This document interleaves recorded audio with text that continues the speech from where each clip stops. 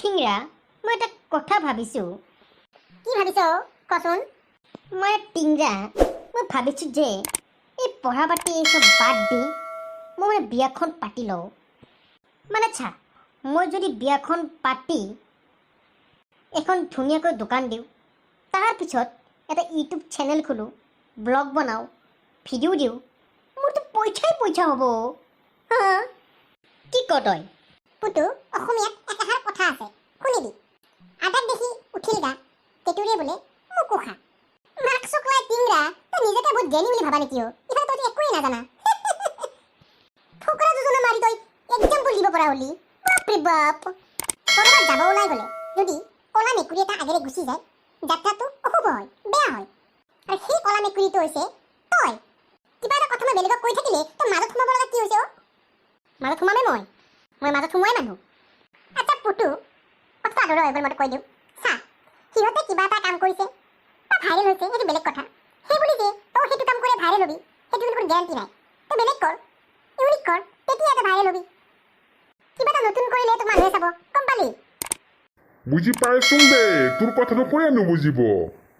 কচাৰজি ধুমকেতু যে ওলালি যে বহক। এতিয়া কচোন, তহঁতৰ কিহৰ ইমান আলোচনা চলি আছিল? এক মিনিট। বহুত দিন গান শুনা নাই পুতুকণ, আজি ভাল চাই গান শুনাচোন, শুনিব মন গৈছে। ঐ চাৰ্জি, মইতো বহুত দিন গানটো মাৰা নাই, আজি মাৰি দিওঁ। মানে চাৰ্জি আগৰ ফৰ্মটো আহি গৈছে মোৰ। দীঘলী পুখুৰীৰ কাষে কাষে স্পাইৰেল পটেটোৰ দোকান বহুত আছে, তাৰে মাজৰ এখন দোকান বৰকৈ ভাইৰেল হৈছে জানা, কাৰণ সেইখন দোকান দিছে হাল দম্পতীয়ে। ঐ সেইখন দোকানত মানুহৰে ভিৰ বাঢ়িছে, বাকী কেইখনত কমিছে। মানুহে এনেকুৱা কৰিব নালাগে মোৰ জানৈ, সকলোকে মৰম কৰিব লাগে। ঐ আমি যদি এখন দোকানকে প্ৰাধান্য দিওঁ, বাকীবিলাক দোকানীয়েতো ঘৰ সংসাৰ চলাই আছে। সকলোৰে কথা ভাবিবা এবাৰ হলেও, কেৱল ভিউজৰ কথা নাভাবিবা মোৰ জানৈ। কথাষাৰ কৈ দিলো জানা, বেয়া নাপাবা। ৱা তই গান মাৰিছনে মেছেজ দিছ একো বুজি নাপালো দে। ভাল লাগিছে পুতু তোৰ গানটো শুনি। ৱা পুতু, তই সাংঘাতিক গান মাৰিছ দে। ঐ চাৰ্জি, গদ্দাৰি। এইটো আৰু কি নতুন শব্দ আনিলি? চাৰ্জি এইবিলাক মাজে মাজে আহি যায়, কি কৰিব আৰু। মাক চকলা হ'লেও পুতুটো মুখত যিহে তাকে কৈ থাক দে। গদাৰি কি বস্তু? বাৰু টিংৰা, তই কিবা শুনাবি নে? চাৰ্জি, পুতু মানে গান শুনালে মই নুশুনাম, এইটো কি হ'ব পাৰে? শুনিবা চাৰ্জি? গভমেণ্ট চাকৰি কৰাতকৈ নকৰাই ভাল। ঘৰ এটা বনাবলৈ লোন এটা ললো, লোনৰ ধাৰ মাৰোতেই জীৱন গ'ল। গভমেণ্ট চাকৰি এটা পালো, কি ঘণ্টাডাল কৰিব পাৰিলো, গোটেই জীৱনটো চৰকাৰৰ বন্ধা হলো, চৰকাৰৰ বিৰুদ্ধে একো ক'ব নোৱাৰা হলো। কি কৰি আছো একো ভাবি পোৱা নাই।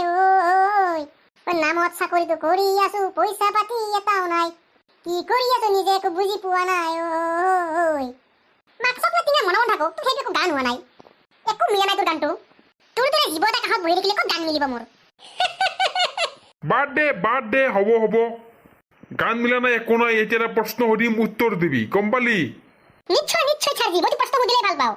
ঠিক আছে, কচোন বাৰু তেন্তে দুখীয়া আৰু ধনীৰ মাজত পাৰ্থক্যটো কি? চাৰ্জি, দুখীয়া আৰু ধনীৰ মাজৰ পাৰ্থক্যটো আমি এতিয়াই কৈ আছো, আৰু গাইজ আপোনালোকে শুনিব আৰু কমেণ্ট কৰি জনাব আমি ভুল ক'লো নে শুদ্ধ। চাৰ্জি, দুখীয়া আৰু ধনীৰ মাজৰ প্ৰথম পাৰ্থক্যটো হৈছে, ধনী ঘৰৰ ল'ৰা এটাৰ যদি পানী খাই থাকোঁতে গ্লাছটো হাতৰ পৰা পৰি যায়, তেন্তে লগে লগে মাক বাপেকে তেওঁৰ ওচৰলৈ আহিব, বাবা চাওঁ কৰবাত দুখ পালা নেকি, চাওঁ এনেকৈ ক'ব।